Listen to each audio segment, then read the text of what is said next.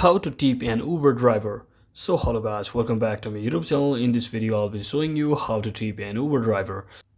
So first thing first, just head over to your Uber application, and if you have completed a ride on Uber and if you want to add a tip to that particular driver, at the end of the ride you will be given an option to actually rate the driver. So I'll simply show you from an article what I mean. So here's the official article from the uber.com itself. As you can see, that the easiest way to tip your driver is through the application. So at the end of your trip you will be prompted to rate your driver. Once you provide a rating, as I previously discussed, you will be given the option to add a tip. Giving cash directly to your driver is also an option.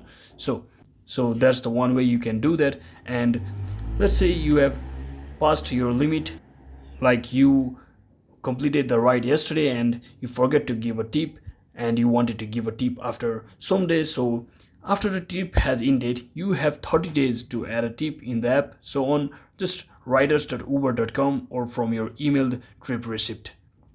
So you can easily do that from there as well. So I hope this video was informational guys. If it was, don't forget to like and subscribe the channel. See you on the next one.